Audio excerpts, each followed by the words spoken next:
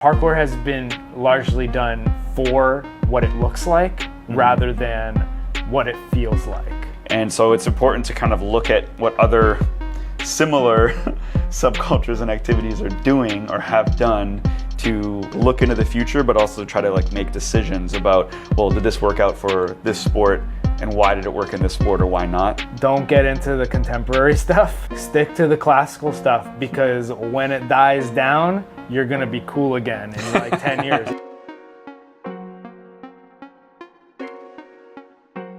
I can't believe you talked about American parkour without me.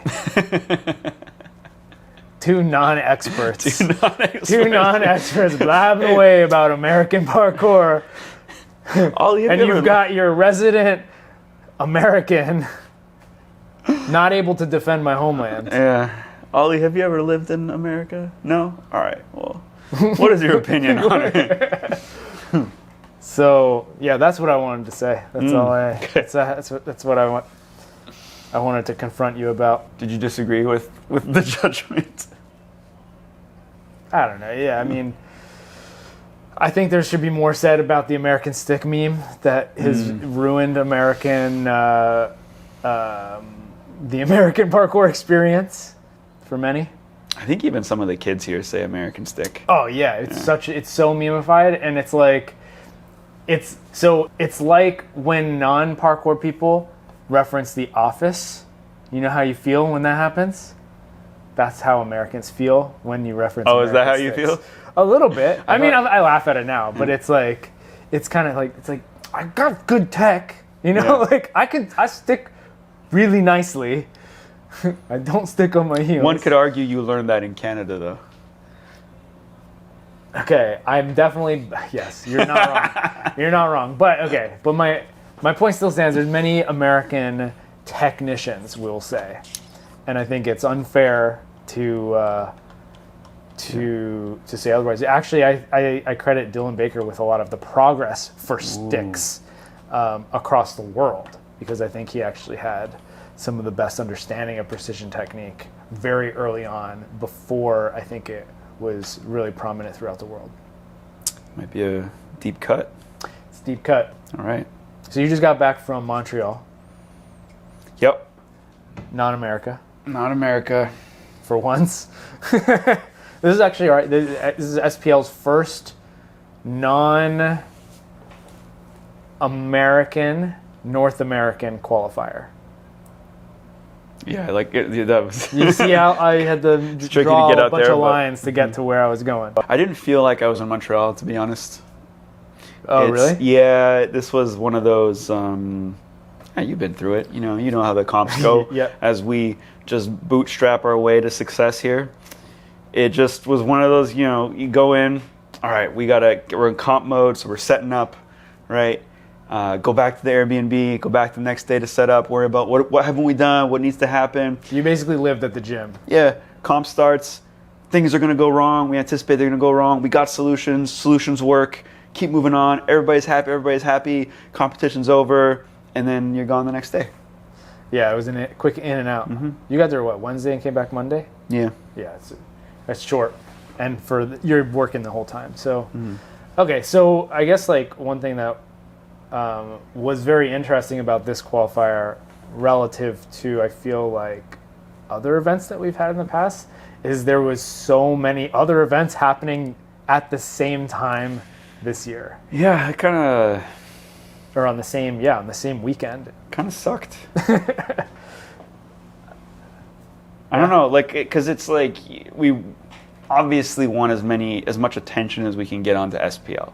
Yeah. That is the goal, and I'm not by no shame or whatever am I saying that. The goal for SPL is to get as much attention on SPL as possible, because that is pretty much the biggest metric of success for that business entity, whatever you want to call it. Yeah.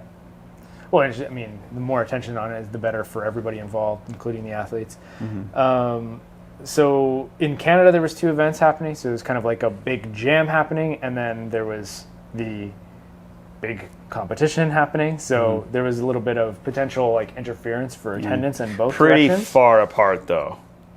Yes, but like I think Luke Sabal would have gone to Spring Fling if the event wasn't happening on the same weekend. Maybe. Oh. Just as an example, and I'm sure there were people who would have gone to Montreal if they weren't going to Spring Fling. So there's conflict there, but there's also multiple events happening in Europe on the same weekend. So we got Gizmo Battles, probably the one that sticks out to most people. Yeah, well, it depends on which part of the parkour spectrum you're on. Yeah, I guess. But I still think there's probably a majority of people that were looking at Gizmo. I think culturally, I agree. Culturally, people were more like interested in what was going on at Gizmo because it's the most unique event happening because it's only the second iteration of it, and it is a relatively different format. Yeah. But what you're referring to is we also had World Chase Tag happening. Parkour adjacent, right? Yeah, well, I've given it up, but I think my initial take or viewpoint with Chase Tag is it was parkour adjacent and was going to become more adjacent and less involved with parkour, but seems like so far it's still Chase Tag is still hanging on to parkour. Or like the it's hanging on, but there's still, I think there's still a lot of people who are pretty into Chase Tag and don't necessarily do or associate with parkour as much. Right. It's kind of more as like it's like when ninja people get into parkour. They're like, they can be really good at like laches and stuff, but they're not really focused on doing parkour as a practice. The two, so it's actually kind of funny you said that because the winning team, which I just happened to come across, because I don't really pay attention to who's winning or doing well in Chase Tag, but the winning team has, correct me if I'm wrong, Amos Rendau and Paul Darnell on the team. Yeah, I don't think Paul's actually involved, but but I think both of those guys are quite removed from parkour now. Yeah. And the rest of the team, I don't know who any of these guys are. Yeah, like Kyle Soderman is like apparently really awesome, and I think he comes more from tag or just at tag. At tag, but he's also quite athletic. So, but he does. I don't think he considers himself much of a parkour athlete. I think he's more just like he does chase tag stunts and ninja. I think is his main, or at least was his main thing for a while. But yeah, it's like it's somebody who's like a really great athlete, can excel at chase tag, but not necessarily be like the highest level parkour athlete. Although I'm willing to be proven wrong by him. But yeah, but that's what I mean is like there's people who are associated with chase tag or doing chase tag that are not necessarily deep in parkour culture. So chase tag kind of has its own like offshoot culture from parkour, and then Gizmo I think is more deeply embedded in the current culture of parkour. But uniquely it's like both of these are like the style and the speed versions of. It's like two different events happening. One is more style oriented, and one more speed oriented. I think that's super interesting. And then right in the middle. Yep. And is it okay? So also I want to kind of figure out the geography here too. So Gizmo was in Germany. Yes. World Chase Tag is in France. Technically, that is way closer than Spring Fling and SPL qualifier. So that's just one thing to point out. Like, yes, both of these things that referring to Spring Fling and the SPL qualifier were happening in Canada. But Canada's so massive. Yeah. So that's like two events happening in different countries. So much less way conflict. Closer together. Much less conflict, right? That's true. Yeah. And then we also had a skill comp. I don't know where the heck that was. I thought it was also in France. It was in France, yeah. Okay. I don't know which city though, so I don't know how close to Paris it was. Or every. That's still, like, if you just think about it, like you could take a train. Oh yeah. I mean, each it's of those close, in less than a day. Yeah, definitely. it would take multiple days. Yeah, it was it would be over to go from Montreal to Saskatchewan. That would take over a day. Why did you say it like that? Hey, that's how you say it. Oh, okay. All right. I don't know. I don't know. You're kind of new to this. I didn't grow up here, so I don't know. That's how you say it. You're kind of new to this. Saskatoon. No, that's how you say that. Okay. I thought it was Saskatoon. You put the wrong emphasis on the wrong syllable. Yeah. So okay. So the other event that was happening in France was a skill comp. So there was a skill comp, a chase tag comp, which is basically speed, and a style comp happening in Germany. So it's almost like this interesting fracturing that's happening in parkour, where we're still all together under the same umbrella, right? We can all exist in this world. But it's interesting that like the people who are going to chase tag were probably not going to be going to Gizmo. The people who are going to Gizmo are probably not going to. Yeah, like with some exceptions there, but of course there might be a little bit of crossover. Generally, I would say you're correct. Yeah. I wonder. Okay, like say you're someone who could potentially go to both. I think that does exist for sure. I wonder which one you pick. Like say if you had an invite to both, to chase tag or to Gizmo. Chase tag to me seems like an interesting athlete. Yeah. Well, I think chase tag also, like, yes, it's speed, but also some of the people that I think get into chase tag, they like the non-rigid, because parkour can be very rigid. We like to think of it as, but like traditional, like trad parkour, very rigid in actuality. So like skill comps are actually quite rigid, right? Because you have to do this challenge that we set. Like you don't even get to choose what you're doing. Yeah. Which, by the way, we're trying to get away from a little bit in some ways. So there were a few challenges in Montreal that we set that were like a little more like nondescript. So there were a couple of challenges that just said dive. Yeah. And then and athletes would be like a roll or like a Kong, like whichever one works. Yeah. Yeah. So skill tends to be the most restrictive. Chase tag, I think is. So I mean, it's restrictive in the sense that it has rules applied. There's a standardized structure or playing field or arena. I don't know what they're referring to. The quad. So there's a standardized quad setup that never changes. It's always the same. But ultimately, what you do in it is dictated by you. Yeah. And whether or not you could stay away or catch the person who you're running from or chasing towards. Yeah. Reach, escape. Yeah. So there is a bit of this like more ability, more so even than speed courses, because speed courses are a bit more dictated, and there's like if you're going to be a good speed course runner, you need to be able to improvise and roll with whatever happens if you make a mistake and with the nerves and everything. But that's even more a part of chase tag because you're reacting to what the other person does. So there's so much more room for improvisation and going with, I guess, changes in direction, which is also very much kind of similar to what's going on with Gizmo a bit, where a lot of the movement styles are, again, less rigid and more about like what way does my body want to flow after doing this move, you know? Yeah. So, you talked to Ollie in I don't know whether it was last episode or a couple episodes ago. So technically, it should have been an episode or two ago, but you know, there's a.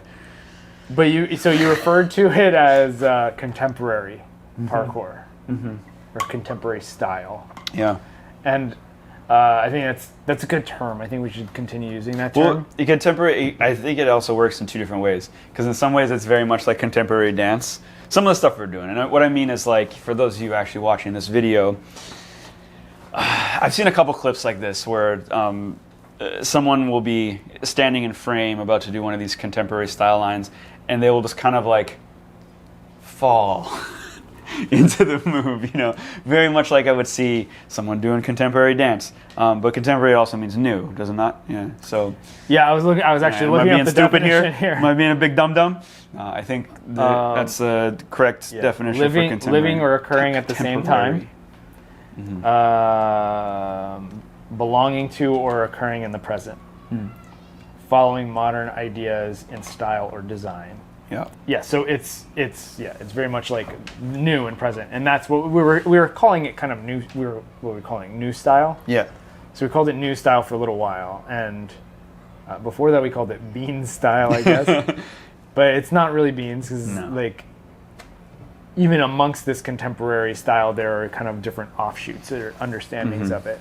Well, beans weren't doing what I was just describing. No, you were talking more about like literally the dancey side of parkour, and I was just on the Gizmo like event page, and they were, as part of the event, they had speakers come and talk about like the infusion of dance and stuff like that, and I can't remember exactly what their topics were, but I felt like it was linking things into dance, and so and even how to get funding for like arts and events and things like that are based on this. And so I wonder if that's actually something that Gizmo took advantage of, which is they branded this as like an art thing and got funding to produce it. Because I don't know if you knew this, but Gizmo is actually located not in the parkour gym, but in this separate hall. Was that also... That's across the... Is that how it happened last time as well? No. Last time I believe it was in the gym. Okay. Yeah, because the more like photos and videos I'm seeing, it doesn't look like it's in a gym. It looks like it's a purpose-built stage, which is cool. It's really cool. Haven't seen that since like Air Whip. Yeah. In like a auditorium type setting. Yeah, and it looked hype too. Like the people, like the crowd was there. There were so many people, it looked like, and it definitely, like, all eyeballs are kind of like zoned in on this one little stage area. So in that respect, like the lighting was cool. Jan Schlappen looked like he's like hype as always. It looks like a really fun, cool event. But it is, I don't know, it begs the question of like, what is parkour? And I don't want to bring this question up again, but you're bringing it up again. But I am, because it's a really important question to ask when these things happen, because watching the event, or actually I haven't watched the event because I've only seen people's like Instagram clips, and I mean they've recorded the whole thing, so hopefully we'll get a chance to see like the whole thing, or at least the final edit, on a reasonable time frame. But I understand how difficult that's going to be. So, but just watching what I've seen from the event, it's I don't know exactly what the judging criteria is, but the whole premise is that it's like non-traditional and I think the concept is that it's not necessarily intended to favor the most difficult skills, but the most artistic or creative presentation of skills. Tough to judge. It's very tough to judge, and so I wonder how the actual event played out, because I want to see which ones are actually being favored. And by that you mean like which movements or which athletes? Which types artists. Which artists? Yeah, they're referred to as artists. Which artists were favored over others? Because you gotta wonder if somebody like Ellis Torhall enters into the competition, I wonder how much he could adapt his style to win. Because he can not just do difficult stuff, but just like come up with something else that's unique and different. He's someone, so him, I'll say Ed Scott, I'll say Verky. Trying to think of other like very high level style competitors that we've seen for a while that seem to be able to like progress and add new wrinkles. But those three specifically, and I'm sure there's more, haven't picked up the contemporary, because there's some people that have. Like I would say, an example of someone that has a little bit. There's another deep cut here, but Rai, so Ryan Abiang from California. He has a very like platform tricker style, we'll call it, where it's like I just need boxes and platforms so that I can do these big multi-rotation or multi-twist tricks off of and then transition them into other ones. But then he does a lot of off-axis stuff now, which kind of falls into the contemporary, but not in the same way that the Gizmo contemporary is. Yeah, and there's like a lot of, there's so many styles in parkour. Like another person that comes to mind is Denali Saruno. Yeah. Who's like he does wacky stuff that I don't even know what it is, but it's almost more oriented towards difficult variations instead of stylistic variations. Same thing for Ryan too. You know, it's funny to remember. Did you see Callum Powell's story? Where he goes to Gizmo once. Yeah. And then another one goes to Gizmo once. I do love the forearm like elbow vaults though, which like they're not like super new. I haven't really thrown them ever before. It's a little bit. Sometimes moves like that. It's just like there's a certain amount of time that you need to practice something before it's cool. You know, I mean, like anything. but I think that's the thing with okay, so I think like traditional parkour, it's like, well, why did I pick up on traditional parkour so much more than freestyle? Freestyle being more like flips. Like particularly when I started parkour, it was the freestyle was like just a collection of like what are considered very basic flips now. But it's like, why did I do more traditional than that? It's because the other ones, like, it takes so long. If you're not picking it up right away, it's such a long path to being able to land, like even just like a front flip outside and do it well and all that stuff. Whereas like a lot of the traditional movements is like, can you jump? All right, cool. Can you jump across this? You can. All right, let's try to find a slightly bigger one, or let's try to do it cleaner. You know, I don't want to deviate too far off topic, but it's interesting because cameras became such a critical part of parkour's history and development over time, and of course social media has driven some of it. But I feel like a lot of the time parkour was done, and I feel like is increasingly less done. This is going to be bad language, but parkour has been largely done for what it looks like rather than what it feels like. Right? So like when you go out and do parkour and you have like a really great sesh, it often feels really good because you did stuff and doing it feels good. But if you don't get a clip, sometimes it's like, damn, I didn't get a clip today, you know? Whereas a lot of the time the clip is driving the movement, and it's like dictating what you're actually willing to put effort into. And I wonder, it's just like, it feels like that's kind of changed for me over the course of my career in parkour because of the phone camera. And that it's not that I didn't film stuff early on, I did, but training for me was often just like going and doing the thing because it feels good to do it. And getting better at it feels good, and there's like this whole intrinsic motivation. Now this almost becomes like an extrinsic motivator of like, I'm gonna get the clip.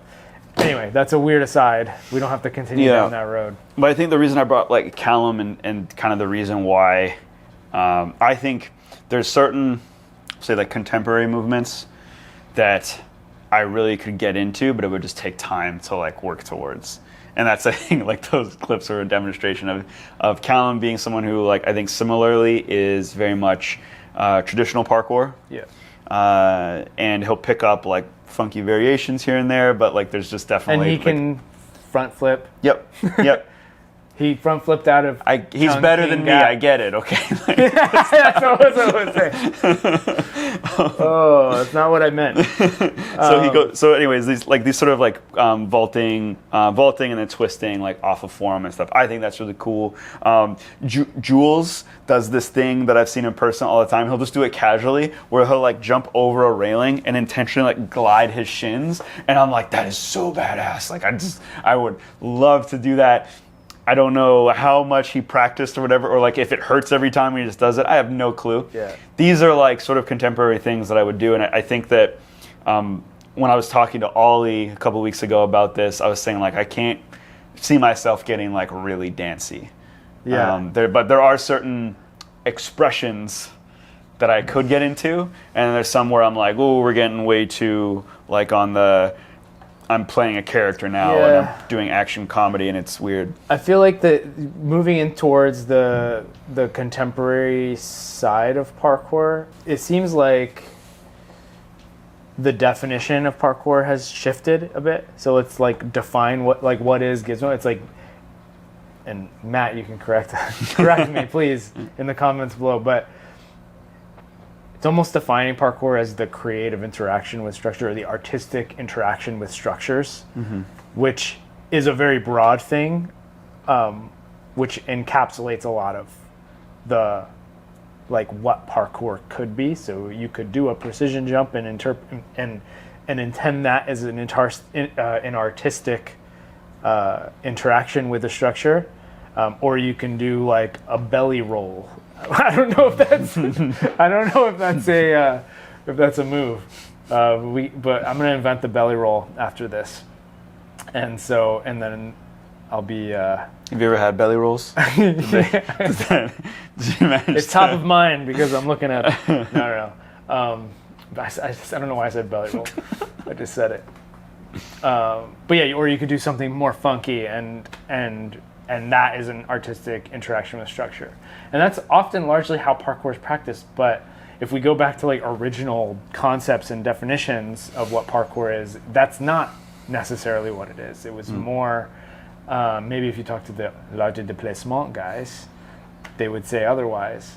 But the traditional definition of parkour is like A to B, fastest way if somebody's reaching, if you need to reach or you need to escape from something, which is actually closer to what chase tag is.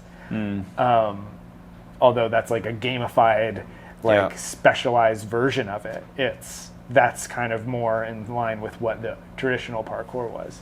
So it's like and I don't know, I've said this to you before, but I feel of like two minds over the fact that over the course of my almost 20 years of practice, parkour, I started off thinking about parkour in this very like martial arts perspective of like, this is a utilitarian discipline of I'm going to train myself so that I can be a physically capable person. I can jump gaps if I need to. I can climb buildings if I need to. I'm influenced by Jackie Chan's awesome skills in his movies and his stunts, and that's what I liked. That's why I do parkour.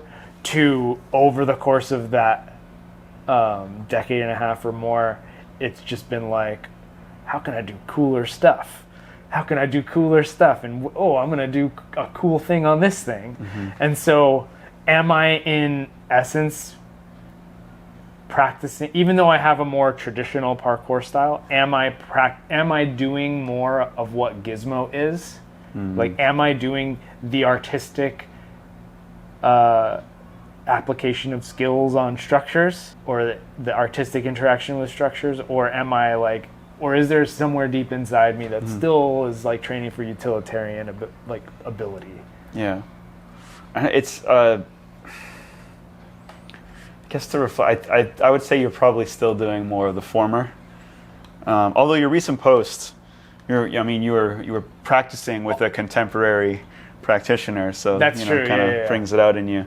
I actually went into those sessions like with the like perspective of like, I'm just gonna try to do something like a more Joshy type thing. Okay.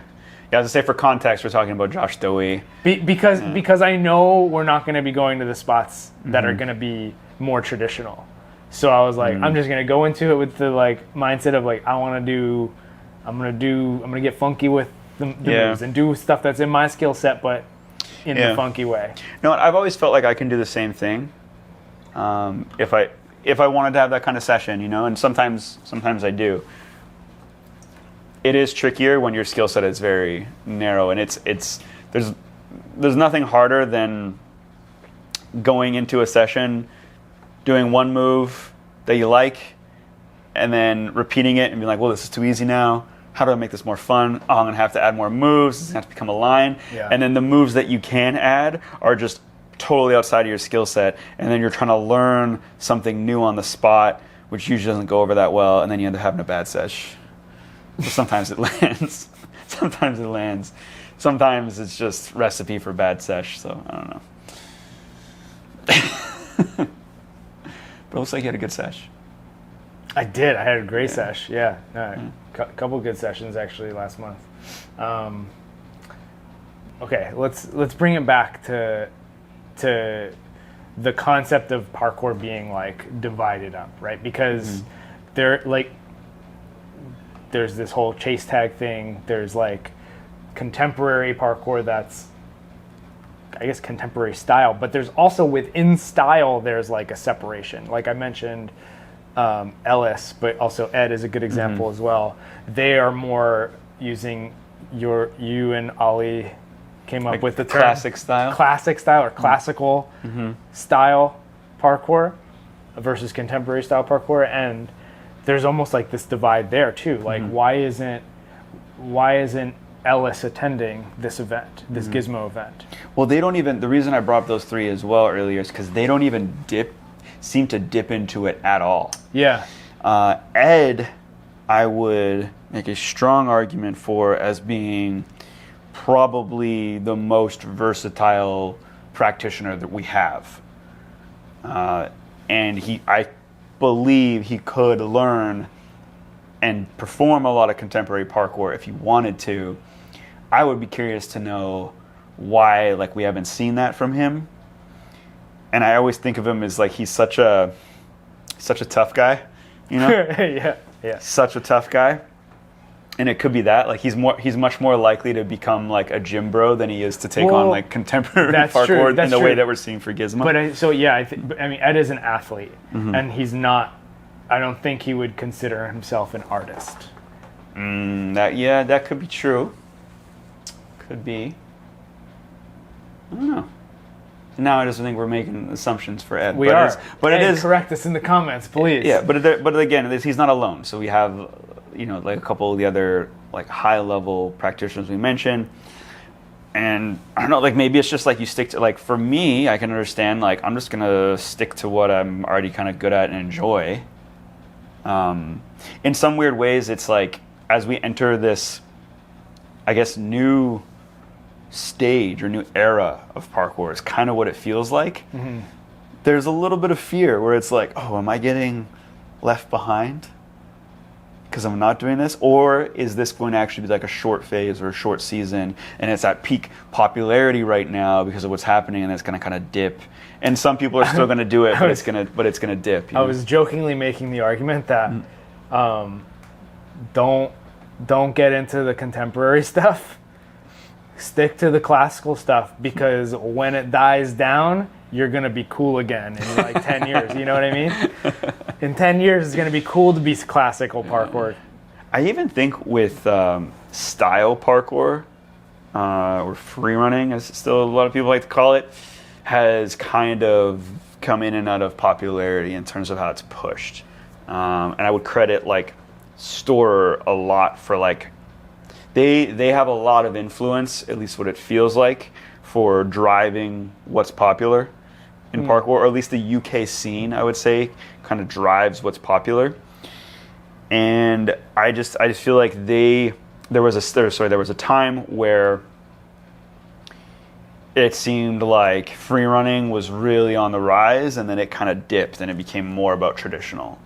Like sticks became a big thing again, and now like I think there's this whole debate of like, are sticks even a thing anymore? Are they cool or whatever? Yeah, are sticks cool? Who am I to say? Why do we stick landings? So the reason to maximize control. There's a reason I like to tell kids when I'm coaching them, and I like to when I introduce the concept. Okay, yeah. I was gonna say, is it a famous quote? No. Oh, okay. But when I introduce the concept of okay, we're gonna learn the precision jump. Mm-hmm. Here's what it is. And before we even call it precision jump, I just get them all set up, and I'm like, all right, we're gonna jump from this box to this box, or from this pre-trainer to this block here, and then I get into okay. We've done that. That was easy. You guys crushed it. Next thing we're going to do, we're going to learn the precision landing. This is the big difference between you kids and the other kids that you're going to play with on the playground. Because any kid on the playground can jump from one point to another. But if I were to see a kid do it like this, I would be like, that kid does parkour. So it becomes this pride around this identity of doing parkour and the precision jump. It is a big differentiator, right? It's one of the most important elements of learning parkour. Yeah. But also, when you're walking around in public and you see some kid, because kids do parkour-esque things all the time. It's intuitive, right? They're walking with their mom, and it's they're going to jump over this way and go down the stairs around them or something and just do weird stuff like that. And you can usually watch them and you're like, oh, it's that kid's doing parkour over there. But then nowadays I watch them nah, he's not. No. One, I don't recognize him. Yeah. Two, he would. There's no tech there. There's nothing I'm seeing. Okay, so is parkour unique in this division amongst itself? No, and I know we're gonna try to look at some other sports here too. I like how, by the way, you're doing the thing that I feel like I've been doing for 4 weeks. Yeah. Which is I've just been having someone else to talk to, and I've been trying to steer. And today, I just feel thank you for being here. I'm driving. This is a nice break. I'm driving in England right now. Yeah. So driving this conversation. Okay, so that's a side of the. So we have side of the road joke. Go ahead. Sorry. Side of the steering wheel. Side of the car. I got it. All right. I'm explaining it to the audience in case they didn't get my awesome joke. You are a dad now. Hey. So there's a sport that we, when I say we, I actually am more referring to SPL and sort of some of the evolutions and turns we've taken with SPL that we borrowed from a lot. And a lot of the sports that people will look at for parkour as being similar to is usually climbing and skateboarding. But we know that there are similarities there, and we can kind of talk about them. So similarities to climbing. We got like skill parkour, very similar. Dinos. Yeah, exactly. But if we kind of take what skill parkour is, set challenges, and the idea of setting a challenge, very much climbing. I had asked you before we started recording today, and we're kind of not totally set on the answer, but is there a freestyle element or a free running side of climbing? So I didn't tell you this when we were talking before, but there's... Oh, good. So we can have an organic conversation. There's... It's great. Yeah, it's for the first time ever. No. What if we only had conversations on camera? That's what we should do. No, I don't agree. That's the new move. So there, I can't remember the name of it, so it's one of those situations. But there was a long time ago, I came across this dance climbing thing. It was choreographed. It was a wall with rock holds, plastic holds, like a normal rock climbing gym, but it's purpose built for this. And people are moving and climbing in this choreographed manner and displaying, and it was very much like a show of showing bodies moving on a rock wall. Right. And so that was the one example of freestyle climbing that I've really come across. But the other examples I showed you were specific bouldering problems that were set that involve spins or maybe non-traditional things. But what you said to me was oh, that might be a really efficient way to complete that though. which actually, at least on one of them, it definitely was. Because he said he couldn't figure out any other way to do it. So. Yeah. So the word I actually like using is practical. There's like a practical application, whereas we think of parkour, and even without the gizmo side or the contemporary side, just parkour and the and flips and like freestyle moves and things like that. There's tons of non-practical movements, like a 360 pre. Yeah. Never going to be a practical movement. 270 maybe. You might be able to find a practical application for a 270 or a 180, but not for a full 360. A 270 pre? How would that possibly be practical? So, okay, the swing challenge that we just set, you're going to have to go on SPL Instagram to see Luke Sabal crush it, but there was like a swing around where technically you're doing a 270 to splat off that wall. So, hear me out. That's not a 270 pre though. Yeah, but it's a 270 like rotation movement. Okay. But I was thinking about a precision jump. Okay. With a 270, that doesn't make any sense. Why would you ever do that? Yeah, there'd have to be some sort of like climbing or swinging element to make it a practical application. Okay. So practicality, that's more or less what climbing is about. And there might be some offshoots, but in terms of like how climbing is like going to a climbing gym versus going to a parkour gym. Going to a climbing gym, you're going to see practical movements. Going to a parkour gym, you're going to see practical, and you're also going to see style. Right? Yeah. So the other one that we look at is skateboarding. And skateboarding is actually much less practical. And I don't skate but you can skate practically. Like you can use it as a you can use it as transportation. I literally skated here today. Yeah. Yeah. So you can. I have to tell you a story really quick. Okay. It's super quick. All right, I'll drive us back after. I was skating home from work the other night. And I'm pushing. I get to the point where I'm going. So I go down a hill. That's really fun. And then I get to the point where I have to go back uphill. And so I start pushing up this like bike path. And I look behind me, and there's a guy on a motorized scooter coming up, and he's like a door dasher. And so he rides up, and he gets up right next to me. I'm just like, what is this guy doing right next to me? Just past me. And he turns to me, and he's like, do you want to grab on? And I was like, at first I was like, nah, I'm good. And then I'm like, wait, really? And he's like, yeah, just grab on. And so I grabbed on, and he motors me all the way up this hill. And I'm like, what were you grabbing? So his bag, his delivery order backpack. So I'm grabbing onto a strap back there, and I'm like having to weave like around and navigate some like impediments and things like that as he's going. And he's zooming too. We get up like near the top of the hill. And I see Caroline, my wife, literally like taking my baby out for a walk, like in the stroller. And she's just like looking at me as I go by, like, what the heck? And so I let go, I go, thanks, bro. And then I go and I meet up with her. So it was awesome. That was awesome. And it was super practical because I got where I needed to go on my board. It would have been so much slower if I had to walk. So anyway, the skateboard. The skateboard is, it's not the most practical mode of transportation, but it is like, you can make the argument that like, well, you can get around faster than maybe you could walk or something, right?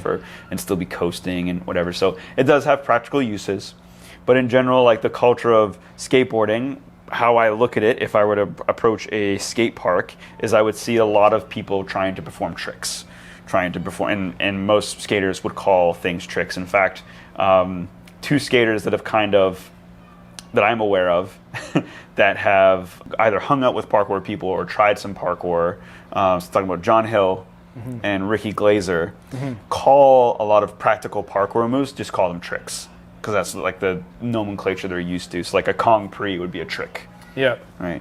It is a little bit, but it has a practical use. But that's interesting because think back like 15, 20 years ago, you would never call that a trick. You would be annoyed if somebody called a Kong Pre a trick. Well, Kong Pre didn't even really exist. Yeah. I think some people would still be annoyed if they're being called a trick. Yeah. It's probably one of our listeners going to leave us a nice rage comment. But there's a historical precedent based on the history of parkour and the way it was practiced and thought about that has this connotation with the word trick that is a little bit averse to. And it's generally okay when you refer to a flip as a trick, because yeah, it is a trick. But when you get into the more traditional parkour moves, if you call it a trick, it's kind of like, well, no, it's not a trick. This is a skill. This is an ability that I've developed. Yeah. Or it has a practical usage. It has a practical usage. It's not a trick. It's not intended to impress. It's done with the intention to be awesome. I don't know. I don't have a good word. But it's like, were we delusional back then? I guess is my. I was delusional with so much. Yeah. So delusional. Yeah, I'm gonna be delusional about stuff, and when I look back on this for 10 years from now, also. That's true. Okay, so you have climbing, which is pretty much exclusively practical. Like the intention is to get you from one point to another, and anything that doesn't get you there, doesn't get you there at all, isn't part of climbing, and doesn't get you there efficiently, is just bad technique. Right? Because there was a point in climbing culture where, and I'm sure some climbers still believe this, which is that dynos are not good technique. Explain. So because they refer to it as dyno, which is dynamic, so like a jump, or it's kind of thought of as a desperation move, and static climbing, which is like getting yourself into a position where you can be in control as you reach to the next climbing hold. That kind of makes sense from a scaling actual cliffs standpoint, where if you're doing a dyno, you're full releasing and putting yourself at risk. So there is a type of dyno. So there's two different kind of concepts of dyno, where one is a dyno, which is a dynamic reach, and then the other is a double dyno, which is where you release both hands. Which is what we do. Only double dynos are releasing full contact with the wall, whereas a dyno, you could, if it's a good enough hold, like a jug or something like that, you could hold on, reach, and if you miss it, you can still come back down with control. But anyway, dynos have historically been looked down upon in climbing culture, where more recently, because of the nature of competition climbing and the way that that's developed, dynos are very much more accepted now. I would also assume bouldering too. Bouldering in particular, because it's much lower to the ground, so that type of thing can be developed. And that's what's cool about bouldering, is it's actually really typically more powerful, dynamic, strength-based moves, whereas lead climbing or some of the other types of climbing are more just enduring games. Yeah. So we were talking about climbing being very practical.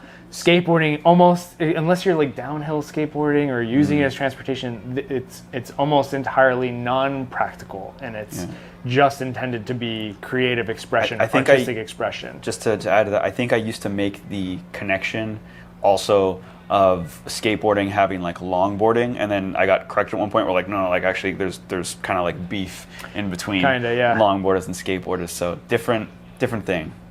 But I still agree that parkour has relationships with similarities to climbing and skateboarding as indoor sports, but the one we're going to mention is skiing, right? And it's not, skiing is on most people's radar in terms of things to relate parkour to. Doesn't even when I've mentioned it to I remember one of the first person outside of us that I had talked to this about was actually Kent Johns back in the day, who used to be a competitive skier, right? In speed or whatever they call it. I don't know what kind of speed skiing he did. And he was like, "Oh yeah." And I have conversations sometimes with Ian, our physiotherapist, who has a long ski history, and he'll make connections, because even in skiing you have you pick your line, or you pick your, and it's there's so many connections, even down to there was a whole baggy trend in skiing that came and went, and it's kind of, I think, coming back again. And we have the same thing in parkour, where it's baggy, non-baggy, back to baggy. We can keep going on, but the main difference, why I think we're making the point, and why we look at skiing as something to kind of guide us in parkour and take things from to be a successful sport, art, whatever you want to call it, is because skiing has practical and has freestyle. Yeah. As amongst all the other similarities that it has, but that's the kind of the one thing that makes it more similar to parkour than climbing or skateboarding. Skateboarding, I think also, skateboarding, you can make the argument, also shares the urban aspect. Definitely, yeah. Whereas skiing is you need snow. Yeah, and climbing definitely shares like some of the physical aspects of it. So like potentially swinging or climbing elements. Less jumping, although more and more bouldering is including jumping. Yes, it is. And parkour style movements, which at the last Olympics, when climbing was first brought in, they literally, the commentators from both the men's and the women's competitions, which happened on different days, mentioned parkour, which is very cool. Did they also mention it in skiing? I don't know. Because skiing has like vault moves now too, that I don't think it had before. For like hand drags and stuff? Yeah. Oh yeah, I mean that's super cool. And there's like competitions around like knuckle hucks, which is like when the slope of the like snow kind of goes like this, and then you go really fast and you just kind of like launch yourself off of this knuckle. Yeah. So the other thing you were mentioning as we were starting to kind of form today's topic around like, okay, we had all these events happen. We were kind of starting off this idea that like parkour's growing, right? Yeah. And because it's getting so big now, we do have like this, and sometimes crisis of a short calendar where it's like, oh, there can only be so many events a year that happen in so many areas, and so we're bound to like have multiple events happening on the same time frame. Sometimes it sucks, and then this is an example where it seemed like all these things were happening in a very close like proximity in Europe, and it seems like it was no issue, like it was all fine. But it seemed like all the events in Europe actually had great attendance.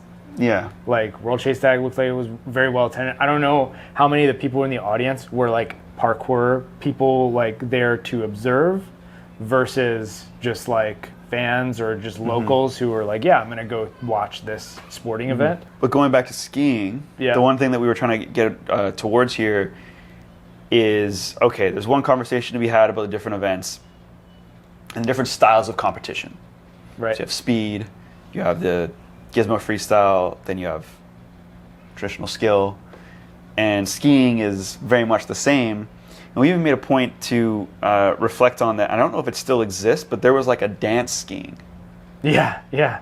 And I don't know, is that still like a thing? I have no idea actually. Yeah. Let us know if that's still a thing. I don't know. We can look it up right now. It was like it was kind of like figure skating. You know, they ski around and like dance around and like do pole tricks and stuff like that. People probably still do it because if they were really into it before, they're probably still into it. Yeah. But I don't know if it's like very big. Yeah, I don't know. Well, freestyle skiing really kind of came onto the map and became the most interesting thing, especially for like youth. I think youth are most interested in like that side of culture, because like you got like the more old school guys who like ski the moguls, and they're like, yeah, moguls, you know, like skiing bumps, you know. And then there's they're just like working on nice clean form, and then there's the freestyle skiers who are just like, I'm gonna see if I can grab and do crazy off-axis flips, and that's like the new generations. Yeah. Okay, I wanted to ask you, because you are, I mean, you've taken it up for the last, how many seasons have you been able to ski for now? Like, well, like this, I only got up once this year, which is like really disappointing. But one full season last year, and then like a partial season the year before, and then one day this season. Okay, so anyway, but you've been trying to really dive into it, at least as like a winter activity, winter it's super sport fun. passion. I do recommend people try it. So you've young. gotten into the culture a lot, and so you have more knowledge about like the different types of ski competitions. That's what we were talking about. I couldn't tell you a single ski trick. I barely know what a cork is. So don't ask me any of that. No, I just wanted to think about like how space is being used, because I think one of the weird things that happens with parkour as it becomes more divided, potentially is it's like the session you had with Josh where, okay, like you were able to have a good session. And I've had this happen before too, where I'll be training with someone or going out with someone who has a very different take on parkour than I do. Like they're much more trick heavy. And we like to think like, oh, we train together and it's all good. But, you know, I could roll up to a spot where I'm like, see these high walls and things that we can put our hands on and climb up and then transfer and then do this scary jump here. And they're like, all right, where is the green box I can do tricks off of, you know? So it can get kind of weird. And if they take me to the green box to do tricks off of, I'm going to be like, well, there's just a green box here. What am I going to do? Vault it? Like this is kind of lame. But as it gets more diverse, you know, we're either going to move into a direction where it's like different spaces need to be considered for different styles. And it could mean like just separation in terms of jams, like this is the gizmo type jam and this is like the stick competition type jam. But I wonder, like, what is that like in, I guess what I'm trying to ask is, what is that like in skiing? Because it seems like in skiing there's also, even without the skiing dance we were just trying to refer to, it seems like there's a lot of different ways to like if you're gonna go skiing for the weekend, it's like, well, what kind of skiing are you gonna do, and how does that work? It's so okay. So skiing is still very different from parkour though, because okay, so there's different types of like you can go to a ski hill, like go up to Cyprus, one of our local mountains here. We can go up to Cyprus. I take you, we go skiing. I do not need to like be integrated with the community. I don't like, I can ski next to people and I can, you know, be nice and have a chat or something like that as I'm going up the ski lift. But at no point am I I'm not gonna like necessarily ski with them. Now that does happen. I'm not gonna, like if I go with you, I'll probably be more likely, oh, we're just skiing together here. Then there's like the park skiing, which is like the actual like rails and or like jumps and things like you can do. I imagine there's a bit of a culture there, but again, skiing has such a massively more like larger percent, like number of people who practice skiing or participate in skiing as an activity. Like there's so many people there recreationally. I'm sure there's way more professional skiers than there are parkour people. And so it's like this is the one part of skiing that doesn't have anything to do with parkour, which is that parkour is very much like community oriented and like smaller culture. Whereas skiing is just like, I could go to a mountain by myself, ski the whole day without talking to a single person. Okay. And be surrounded by people who are also doing the same activity I am. Yeah. And is there separate, like if you're a freestyle skier, do you go to the same area as people doing downhill? How is it separated? So there's like there's different ski runs or trails basically. So you would take so at Cyprus, this is how it works. You would take a ski lift, so everyone would take the same one or two different ski lifts to the top, and then from there, if you wanted to hit a park run or something like that, you would have to like go to a specific area where there's like, it's kind of like an offshoot from the ski run. So like basically you would start going down a ski run and then off to the side there would be like some features that are built that you can do, like hit as you go. You like, there's kind of usually fenced off. You go through the fencing and then just do whatever you want to do through the park, and then exit, and then you get back onto the ski run with everybody else who's skiing downhill. Okay. So unless there's like a specific chair for the specific park features, which I'm sure does exist at certain ski resorts, you're otherwise still going and doing ski runs with everybody else who are skiing downhill. Do people do, I think I know the answer to this, but okay, so you're going, because you don't do any tricks, you're just going. So the last time I went skiing, I went with Ollie, and he was snowboarding, and we, like at the very last run, because we were just skiing downhill and just kind of navigate. I just like navigating terrain. I'm kind of like a traditional parkour guy. I like going A to B. But I do like doing the little side hits, like little bumps, hit little jumps or things like that, or like go into the trees and navigate the trees and come out. But Ollie and I went into one of the park sections, and we both like did like a box. We hit a box. Okay. So it's like a box that I didn't turn sideways and do anything cool. I just rode straight on it and then jumped off of it. And it was like, yeah, cool. But all right. I'm super dinky with my ski tricks. In the case though where you're doing what you first referred to, so not going into the area you talked about. Yeah. Would it be unusual or inappropriate if someone did a trick off of one of the bumps or things that you're just following as terrain? The bumps aren't super bumpy. They're not big bumps? They're not huge bumps. But I'm sure it exists in if there's good enough snow or good enough areas or specific mountains, there would probably be areas where people would do tricks or something like that.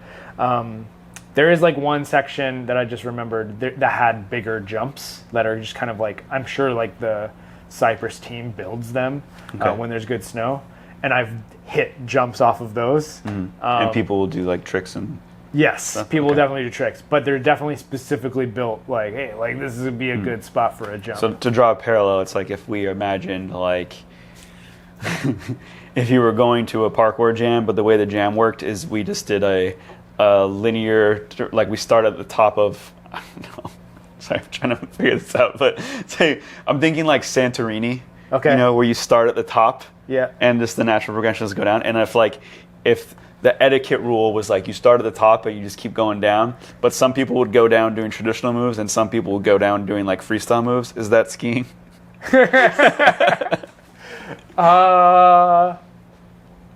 Yeah, kind of. And then they get on a little trolley that brings them back to the top. Because you don't want to climb back up. It's a lot of work. You just want to let gravity do the work, Yeah, it kind of. Yeah, I mean, I've never seen anyone do an ascending line in Santorini. Even when people post parkour stuff, it's always the gaps and stuff. I've never seen anyone do just going up. That could be a video. Yeah, it would be a very tiring video. Ascending Santorini. But I guess that's also that when I think of direction, that's the big separator between how, because you also mentioned, okay, you go to a mountain to go ski, you don't have to really interact with anyone too much. There's some etiquette to follow, but that's kind of as far as the interaction needs to go. If you go climbing, kind of similar. I can go to a climbing gym. I don't really have to talk to anyone. I just gotta I gotta point. I can gesture. You're going, do the climb, do the route. Skateboarding seems like you gotta communicate quite a bit because of the multi-directionalness, and the same thing with parkour. You can't just it would be weird to show up at a parkour gym when there's 20 people, or a spot, and there's 20 people practicing, and just to be kind of avoidant of everybody. You would have to engage in some way just to make sure at least you're not getting in someone's way. Yeah. It's also one of the hardest things about doing, we've had a whole talk on etiquette and everything, but it's I mean, there's specific etiquette rules for skiing where if you are downhill of a skier, you have right of way. So somebody above you usually can see downhill, and so they have the responsibility of avoiding you. You don't have that responsibility as the person lower down the mountain, so you always have right of way. And so that's a good rule of thumb. But people break that rule all the time and do and things go wrong. But that's also largely because people are taking risks on the mountain, and that's just how things happen. And that's the nature of being a human, is pursuing risk and trying to navigate it with enough control to grow from it. But yeah, I mean, skiing is it's kind of practical but super impractical at the same time. It's this concept of oh, you're just gonna strap some boots with some long toes on them, and then just slide down snow from the top of the mountain. When are you ever going to find yourself like that? But it's practical for the constraints. But it's but imagine if somebody blindfolded you, brought you to the top of a mountain, and then left you with boots and skis, and the only way down was to strap them on and put them down. I think there was then you'd have to really figure out how to do it, right? I think there was a James Bond movie where like he had to ski to infiltrate. Helicopter drops him off. Yes. Yeah. And that's cool. People do that. People do like heli skiing, right? Like they get dropped off on the top of a mountain and it's just like, cool, see you at the bottom. Yeah.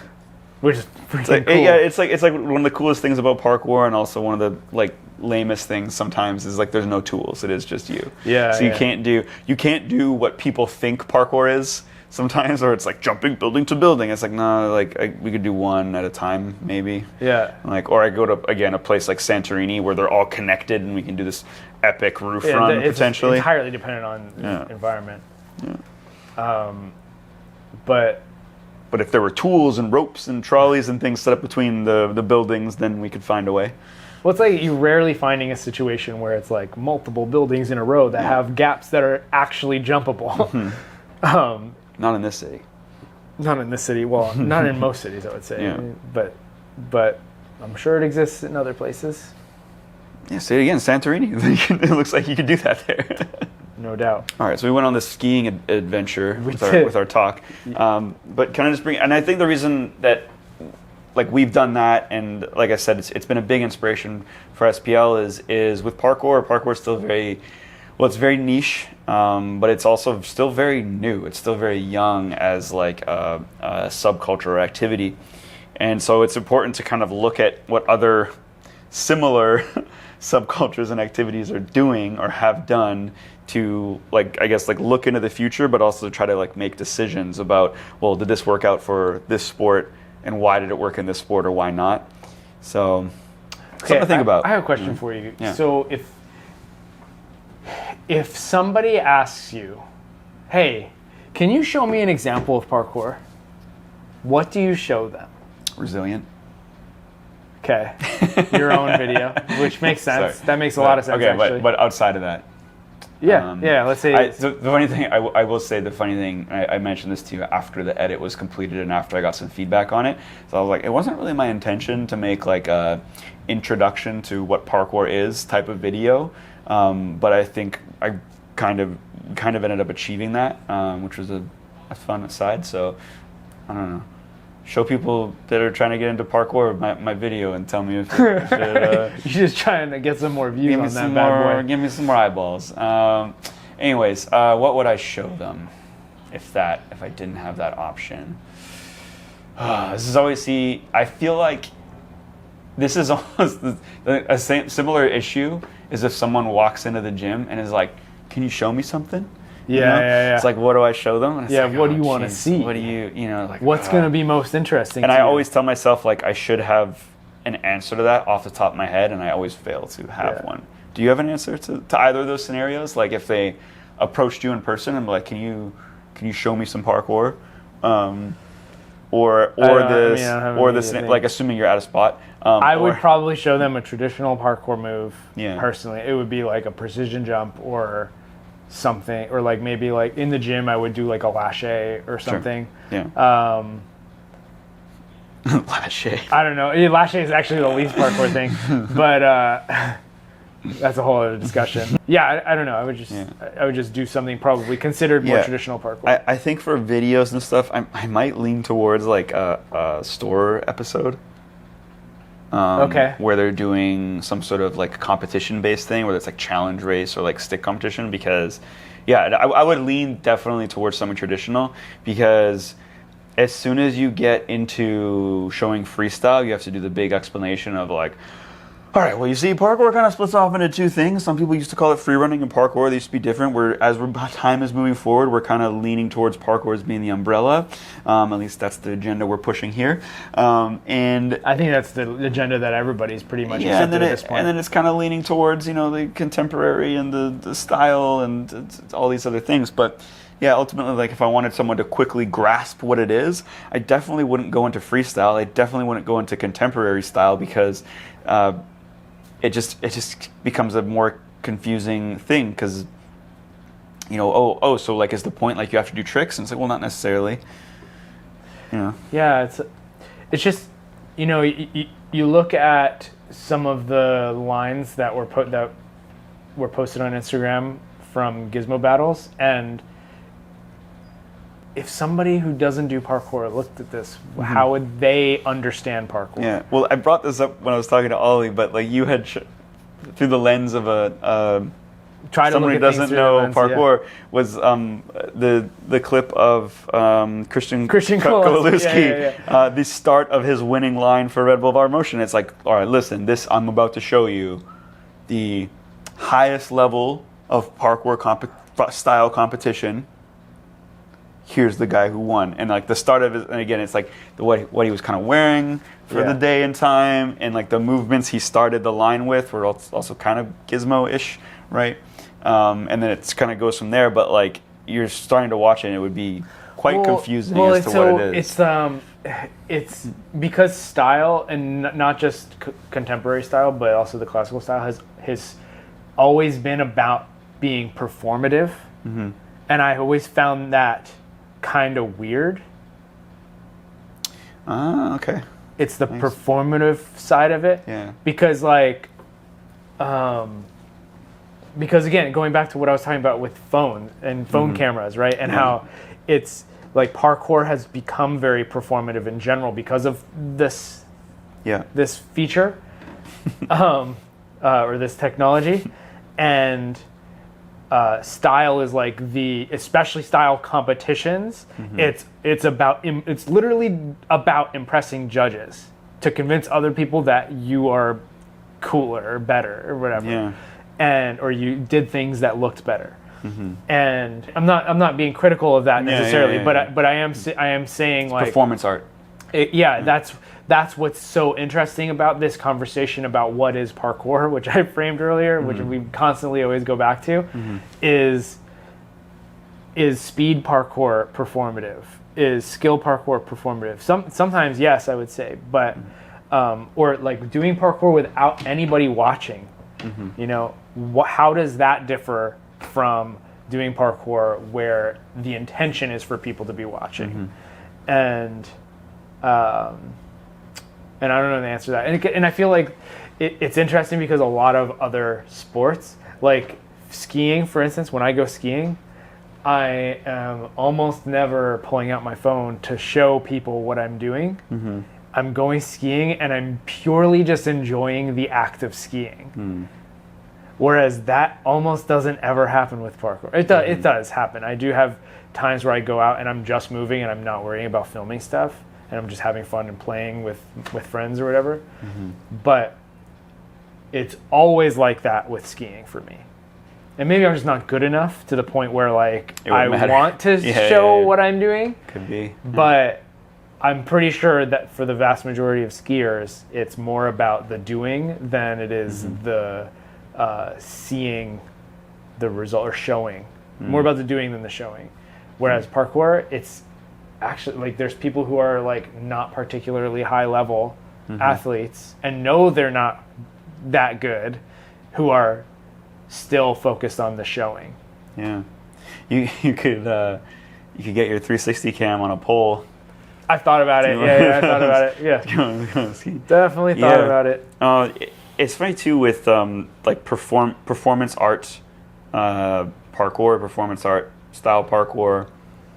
I can actually go like way back and think about like when this started and who were the pioneers of it. And there could be more, but I do think I distinctly think about Frosty and Tempest and Farang. So much of, and you could go further. You could think of like the video of Out of Time. So like Oleg was also a lot of like performative, expressive takes on things. Like there's even a bit of breakdancing in there, I think, if memory serves right. But what Frosty would do, and I found it quite cringe sometimes, and what Farang would do is they play to camera, and Jason too, where it's like, ooh, here's my foot, and then here's a hand, and then I'm gonna go, and it's very much playing to like a wide angle camera as they're doing whatever moves. And I was like, sometimes it would be cool, and sometimes it'd be like we're really reaching here, and it's really about being filmed and not about like, it's not about filming the thing. It's about being filmed and playing to camera. Yeah, I guess even to play devil's advocate against myself of the whole performative thing is, since the very beginning, it's been like,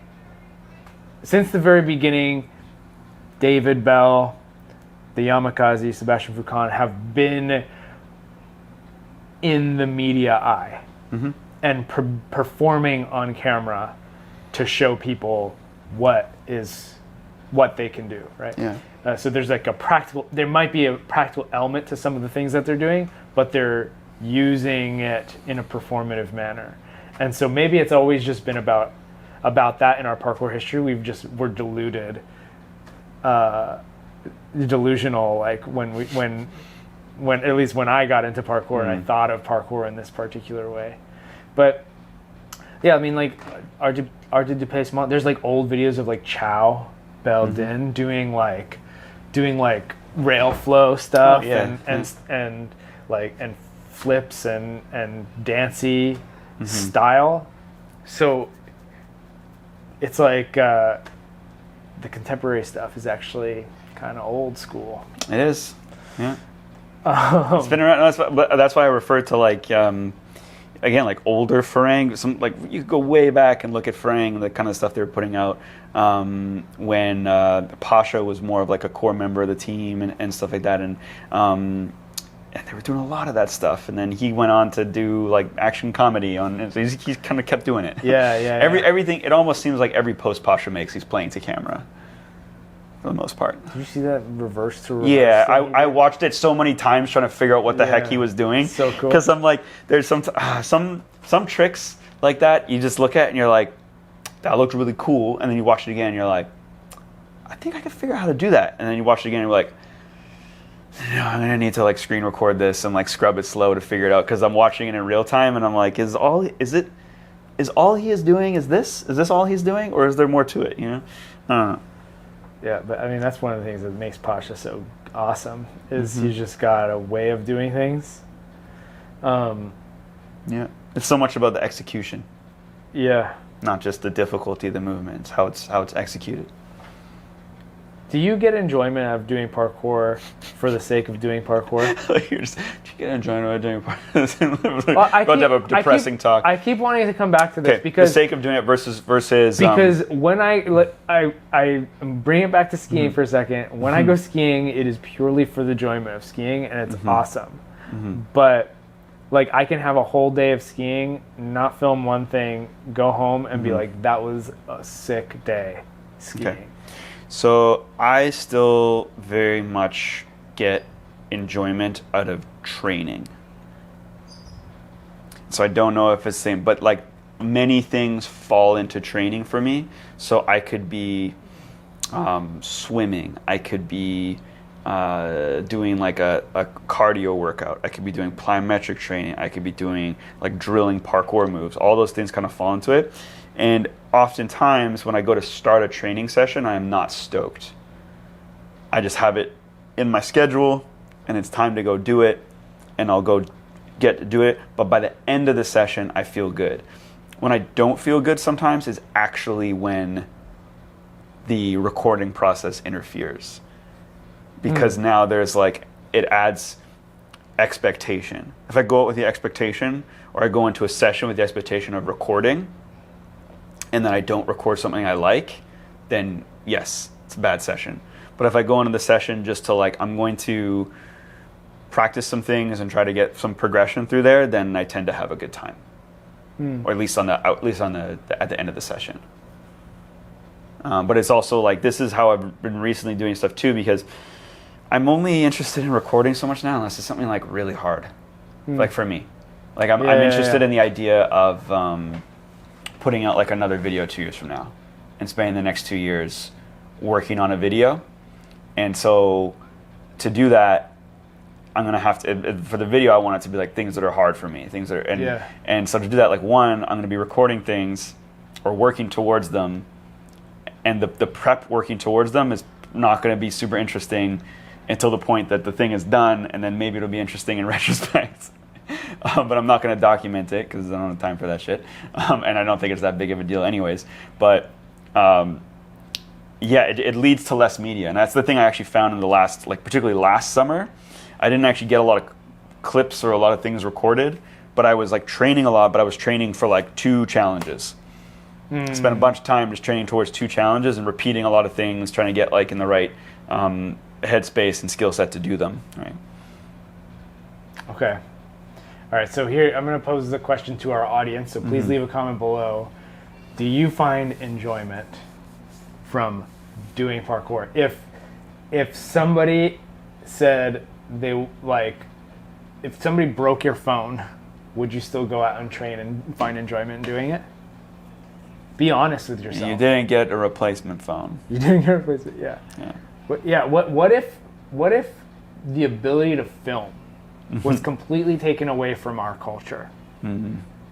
Would we still enjoy doing parkour the way we are? Or would parkour change and be a completely different experience? I mean, I think the contemporary side of it might be a lot less. I think about like the start of skateboarding. There was already like skate videos and photography. Yeah. Like media was already quite big in skateboarding from the start, but it wasn't as accessible, and so you'd have to probably get a photographer or a video person to come. I'm thinking like in the like 70s, like there's less people have cameras and things. Yeah. You know what I was thinking about the other day? I've been doing parkour long enough that I actually had to film on a camcorder. What do you like when you started? Yeah. Yeah. Is that weird?